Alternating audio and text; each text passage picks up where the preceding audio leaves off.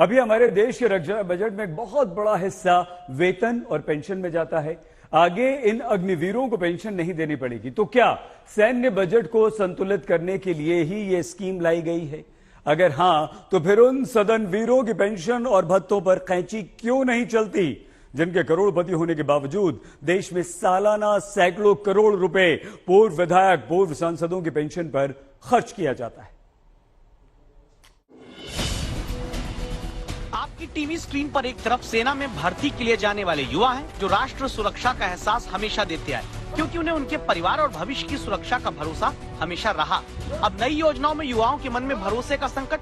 दूसरी तरफ राजनेता है, जिनकी भविष्य की राजनीति और समाज सेवा का चाहे अता पता भी न रहे, लेकिन इनके भविष्य की सुरक्षा का भरोसा हमेशा इनके पास रहता है। 4 साल के लिए एक नए सैनिक को ले रहे हैं, उसके बाद उसको भी रिटायर कर रहे हैं।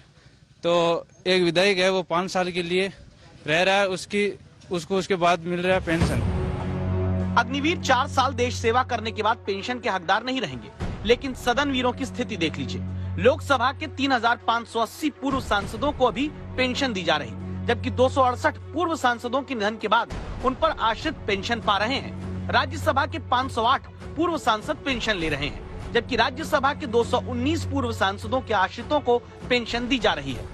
2017-18 के आंकड़ों के मुताबिक देश में जहां पूर्व सांसदों की पेंशन पर हर महीने 58 करोड़ रुपए खर्च हो रहे थे, 2018-19 में पूर्व सांसदों की पेंशन पर खर्च बढ़कर 70 करोड़ 50 लाख रुपए प्रति महीने हो गया। साल का हिसाब आप खुद लगा लीजिए, कितना पैसा पूर्व सांसदों की पेंशन पर जा रहा है। आपकी सैलरी आपके काम के आधार पर हर साल आपके अधिकारी तय करते होंगे। दुनिया के तमाम देशों में भी जनप्रतिनिधि अपनी सैलरी और सुविधाओं पर खुद फैसला नहीं कर सकते हैं, लेकिन हमारे देश में सांसद हो या विधायक अपनी सैलरी और भत्ते का फैसला सदन में आपस में मिलकर आम सहमति से ही कर लेते हैं। अब तक सेना के जवानों के पास 17 साल की नौकरी, फिर पेंशन समेत दूसरी सुविधाएं रही। इसी सामाजिक सुरक्षा के दम पर जवान देशवासियों को राष्ट्र सुरक्षा का एहसास देते आ रहे हैं। अगर फंड मुद्दा वहाँ है, तो फिर नेताओं के लिए क्यों नहीं? जबकि 2020 की एक आरटीआई के मुताबिक रेखा और चिरंजीवी जैसे अभिनेताओं को भी पूर्व सांसद होने के नाते 39,000 रुपए और 27,000 रुपए की हर महीने पेंशन दी जाती है। कई बड़े उद्योगपति भी देश में अभी पूर्व सांसद होने के नाते महीने के 25,000 रुपए की पेंशन अपने खाते में पाते हैं।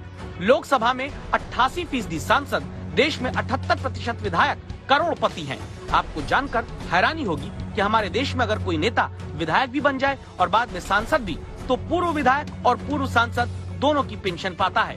विधायक अगर सांसद बन जाए तो सांसद होने की सैलरी भी उठाता है, पूर्व विधायक होने की पेंशन भी। उत्तर प्रदेश, मध्य प्रदेश, राजस्थान समेत कई राज्य हैं जहां पूर्व विधायक 8 कार्यकाल तक की पेंशन ले रहे हैं। मतलब करोड़पति विधायक और सांसद पूर्व होकर भी संपूर्ण पेंशन का फायदा सुकून से पाते हैं। एक नहीं, कई कार्यकाल की। वजह मध्य प्रदेश के विधानसभा अध्यक्ष से सुनिए। जैसे विधायक कई बार हो गए, तो उसका भी 1,500 के हिसाब से जो प्रति उनका आता है, एक टेन्योर आता है, उस टेन्योर के हिसाब से उतना बढ़ जाता है उनका। तो ये नियम है उसका। पूरे एक सेट का 35,000 है, और फिर जितने सेट होंगे वो उसके हिसाब से वो वृद्धि हो जाती है। अब इसे ऐसे समझिए कि विधायक अगर एक बार मध्य प्रदेश में बन गए, तो फिर चाहे 5 साल का कार्यकाल पूरा हो ना हो, विधायक जी को पूर्व एमएलए होने पर हर महीने 20,000 रुपए की पेंशन मिलती है, 15,000 रुपए का मेडिकल भत्ता। इसके बाद विधायक दोबारा बन गए तो जितने साल विधायक रहे उसके आधार पर सालाना 9,600 रुपए जुड़ते जाएंगे। राजस्थान में 5 साल के कार्यकाल के बाद पूर्व विधायक को 35,000 रुपए हर महीने पेंशन मिलती है। फिर दूसरी बार विधायक बने तो 2 कार्यकाल के बाद 43,000 रुपए की पेंशन। झारखंड में एक बार विधायक बनने के बाद 40,000 रुपए हर महीने पेंशन दी जाती है। उसके बाद के कार्यकाल जुड़ने के बाद अधिकतम 1 लाख रुपए महीने तक पेंशन झारखंड जैसे राज्यों में दी जा सकती है। तो फिर क्यों नहीं इन खर्चों पर भी रोक लगती? जबकि हकीकत ये भी है कि देश में 7 राज्य ऐसे हैं जहां मुख्यमंत्री, मंत्रियों और विधायकों का वेतन ही नहीं, उनके इनकम टैक्स पर भी सरकारी खजाने से ही पैसा जाता है। मध्य प्रदेश के मुख्यमंत्री, मंत्री, विधानसभा अध्यक्ष, उपाध्यक्ष, नेता प्रतिपक्ष का इनकम टैक्स सरकारी खजाने से जाता है। छत्तीसगढ़ में सभी विधायकों का इनकम टैक्स सरकार भरती है। हरियाणा में मुख्यमंत्री, मंत्री, विधानसभा अध्यक्ष, नेता प्रतिपक्ष का इनकम टैक्स सरकार देती है। झारखंड में विधायकों के वेतन पर इनकम टैक्स सालाना 5 करोड़ रुपए सरकारी खजाने से जाता है। पंजाब में 117 विधायकों के इनकम टैक्स पर सालाना 11 करोड़ रुपए का खर्चा सरकार कर रही है। आंध्र प्रदेश, तेलंगाना में सीएम, मंत्री, विधानसभा अध्यक्ष, उपाध्यक्ष का आयकर सरकार भरती है।